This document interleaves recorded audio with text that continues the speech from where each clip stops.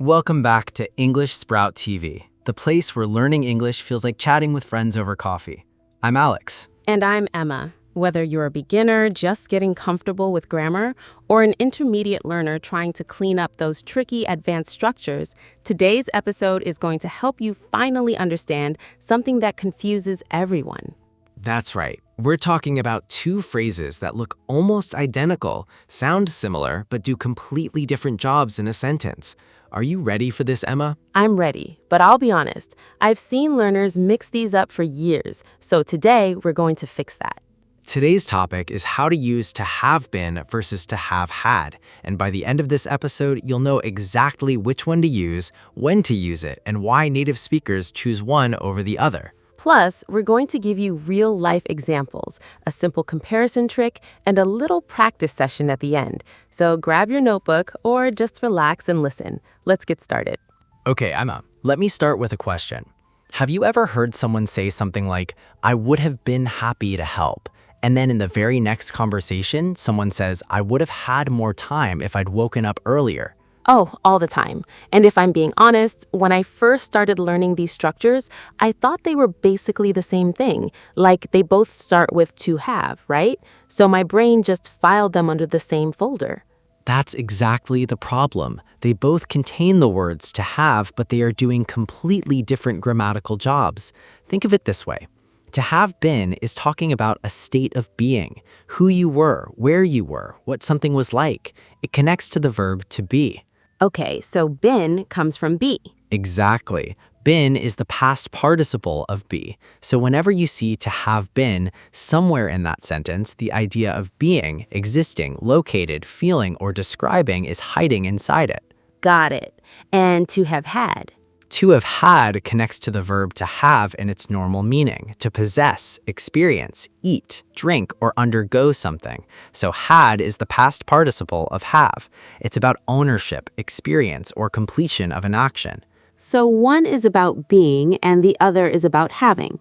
Bingo. And once you see that distinction, the whole thing unlocks. Let's start with to have been and really break it down. All right, walk me through to have been. When do I actually use this? Let's look at the structure first. You'll usually see to have been inside a perfect infinitive. That sounds scary, but it just means to plus have plus past participle. So to have been is the perfect infinitive of the verb be. Perfect infinitive. Okay, I remember that now. It's used when we want to talk about something that happened before another time in the past, present, or future. Yes, and because been comes from be, we use to have been in four main situations. 4? Okay, let's hear them. Number 1, to talk about a state or condition that existed before a certain time. For example, she seems to have been very tired yesterday. So we're not saying she was tired in a simple way. We're saying, looking back from now, it appears that tiredness existed in the past. Exactly, you're viewing the past from the present perspective. Number 2, to talk about someone's location or experience before a point in time. Like, he claims to have been at the office all morning. So he's saying, I was there, but the grammar wraps it up as a completed past experience. Right. Number 3, after modal verbs in the past, especially would, could, might, should, must, and may. This is where learners see to have been the most. For example, you must have been joking when you said that. Oh, I love that example because must have been is such a common phrase. You hear it in movies, podcasts, everyday conversation. Constantly. And number 4, and passive constructions where the action was completed before another past action. For instance, the report is believed to have been written last week. Wait, that's passive voice wrapped inside a perfect infinitive? That's advanced stuff. It is, but it's not as scary as it looks. The core idea is always the same. Been related to be relates to states, locations, descriptions, conditions, or passive actions. Can you give me a few more natural examples? I want to hear them in real sentences. Sure, listen to these. I would have been happier if we'd taken the train. They seem to have been good friends for a long time. She can't have been serious about quitting her job. The package appears to have been opened already. Okay, I'm starting to feel the pattern. In every single one of those, we're describing a state, a condition, or a situation in the past viewed from now. That's the key. Now let's flip to have had. All right, to have had. This one feels trickier because the word have is doing double duty. It really is. Let's strip it down. To have had is the perfect infinitive of the verb have. And remember, have as a main verb means to possess, experience, eat, drink, suffer, or enjoy something. So it's about possession or experience. Exactly. We use to have had when we want to show that someone possessed something, experienced something, or completed an action before another point in time. Let me give you the 4 main situations here too. I'm ready. Number 1, to indicate possession or ownership before a certain time. Example, I'm sorry, I seem to have had your book for 2 months. Oh, so the possession started in the past and continued up until now or until a point in the past. Precisely. Number 2, to talk about eating, drinking, or experiencing something. Like, we're lucky to have had such a wonderful teacher. That's beautiful. It's gratitude for a past experience. Yes. Number 3, after modal verbs in the past, just like with been. Example, you should have had breakfast before the meeting. So should have had equals you didn't eat breakfast, but it was the right thing to do in the past. Exactly. And number 4, to express that an opportunity or chance existed and was used or missed. For example, I would have had the chance to study abroad, but I got sick. So would have had is talking about a past possibility that involved possessing an opportunity.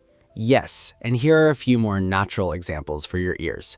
She claims to have had no idea about the surprise party. We could have had a great time if the weather had been better. He must have had a difficult childhood. They were thrilled to have had the opportunity to meet her. Okay, I want to pause here because I think our listeners need to hear these two side by side. Can we do a direct comparison? Absolutely, this is the most important part of the episode. Let's set up the same situation twice, once with to have been and once with to have had. That way, the difference becomes crystal clear. Great idea. Let's use the modal would because that's where most learners encounter these structures. Scenario, talking about a past job interview. With to have been, I would have been nervous during that interview. Here, been connects to be. We're describing a state, the state of being nervous. It's about how you were. And with to have had, I would have had more confidence if I'd prepared better. Here, had connects to have. We're talking about possessing something, confidence. It's about what you had or didn't have. Perfect. Let's do another one. Scenario, talking about a concert last weekend. With been, it must have been an incredible show. We're describing the show, what it was like. With had, we should have had tickets for the front row. We're talking about possessing tickets, what we had or wished we had. One more. Scenario, a friend who missed a flight. With been, she could have been at the airport earlier, describing her location or state where she was or could have been. With had, she would have had enough time if she'd left at 7, talking about possessing time, what she had available. Do you see the pattern? Ask yourself this simple question every time. Am I describing a state, location, or condition? If yes, use been. Am I talking about possession, experience, or completion? If yes, use had. That question is going to save so many people. Write it on a sticky note and put it on your mirror. Now, let's talk about the mistakes, because even when learners understand the difference, they still slip up in specific situations. What's the most common mistake? Mixing them up after would. Learners will say, I would have been a car when they mean I would have had a car. Or they'll say I would have had happy when they mean I would have been happy. That makes sense because after would have, your brain is just on autopilot. You pick whichever one sounds familiar without thinking about the meaning. Exactly. Another big mistake is using to have been when you're actually talking about eating or drinking. Someone might say, I would have been coffee this morning instead of I would have had coffee. Oh no, that's a big one because been has nothing to do with consuming something. Right. And the third mistake is forgetting that to have had can also mean to have experienced or to have undergone. Learners sometimes try to use been for experiences that should use had, like saying, I have been a great vacation instead of I have had a great vacation. So the rule is vacations, meals, conversations, opportunities, problems. These are things you have. They're experiences and possessions, not states of being. Yes, you have a conversation, you have dinner, you have a problem, you have an opportunity. You are happy, you are tired, you are at the airport, you are a good friend. That distinction is so clean. Have equals experiences and possession. Be equals states and descriptions. Let's do a quick practice round. I'll say a sentence with a blank, and you tell me whether it needs been or had. Listeners, play along at home. I love this. Let's go. Sentence 1. They must blank very surprised by the news. Been, because surprised is a state, how they were. Correct. They must have been very surprised by the news. Sentence 2. We should blank more patience with him. Had, because patience is something you possess. Correct. We should have had more patience with him. Sentence 3. She seems to blank living in Paris for years. Been, because living in Paris is a state of existence and location. Exactly. She seems to have been living in Paris for years. Sentence 4. I would blank no choice but to leave. Had, because choice is something you possess. Perfect. I would have had no choice but to leave. Sentence 5. The project is believed to blank completed on time. Been, because this is passive. The project was completed. It's a state of completion. Yes, the project is believed to have been completed on time. That last one was tricky. Passive voice inside a perfect infinitive. It was, but you got it because you asked the right question. Am I describing a state or condition? The state here is completed. Can we do one more real-life dialogue? I want listeners to hear these structures in a natural conversation. Absolutely. Let's do a dialogue between two coworkers. I'll be Sarah and you be Mike. Got it. Mike, you look exhausted. Late night? You have no idea. I would have been home by 8 if the client hadn't called with revisions. That's rough. I would have had the same problem, but I turned off my phone. Smart move. You must have been relieved this morning. I was, and honestly, I'm glad to have the evening to myself for once. Lucky you. I feel like I should have had better boundaries. Well, next time, just pretend to have been in a meeting. That's my trick. And scene.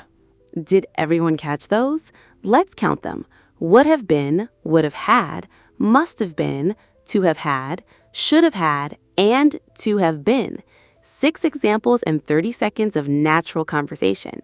And that's the thing. Native speakers use these structures constantly. They're not fancy grammar reserved for writing. They're in everyday speech.